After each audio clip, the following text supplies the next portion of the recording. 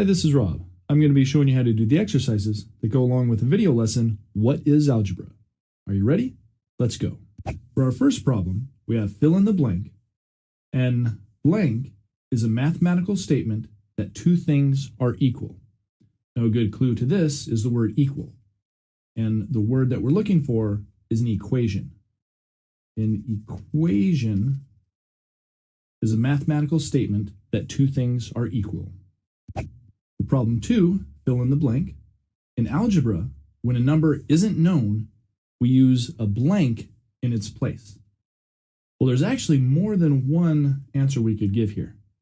The main one we're looking for is a symbol. And you might also think of letter in there. That's a very good answer. Or variable. When a number isn't known, we use a symbol, which is also a letter or a variable. Problem 3, also fill in the blank. Figuring out the value of an unknown in an equation is called blank the equation. Well, when we figure out what it is, we're solving the equation. So we are solving the equation. Problem 4, fill in the blank.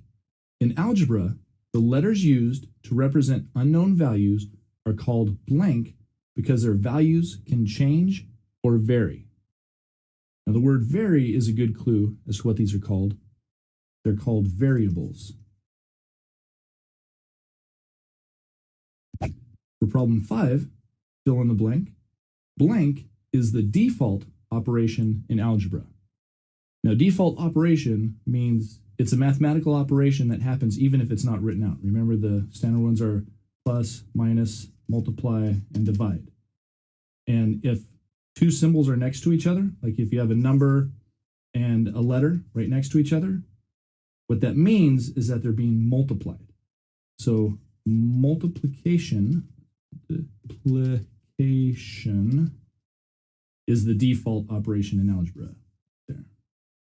Problem 6, circle to indicate if the statement is true or false. A symbol can't be used to represent two different values in the same equation at the same time. Let's see now, a symbol, like let's use the letter A, for example.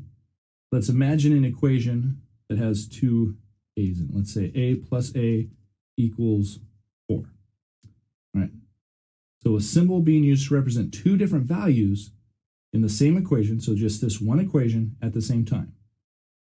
So it's asking, can A and A, these two different A's, can they represent different values?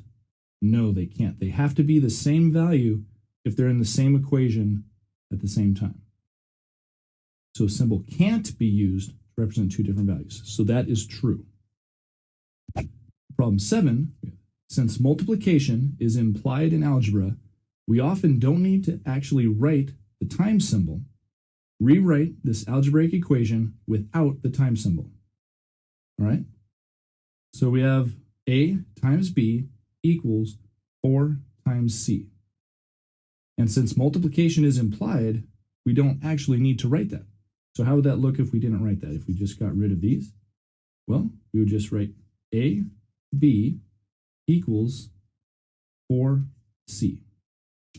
That's the exact same equation, just that we're using the implied multiplication. For problem 8, we have to show that you can identify implied multiplication, rewrite this algebraic equation using the time symbol wherever multiplication is implied. So we have 3, and the group of BC equals 2D. So everywhere multiplication is implied. So let's see, we have a 3 right next to a group, this group in parentheses. So that means that that is being multiplied. Multiplication is implied right there, right? This parentheses. And then these two symbols right next to each other, the B and the C, they're also being multiplied. We'll write that out. And then we have 2 and D. Those are right next to each other without any operation between them. So that means that they are also being multiplied. So 3 times B times C equals 2 times d is exactly the same equation as this right here, 3bc equals 2d.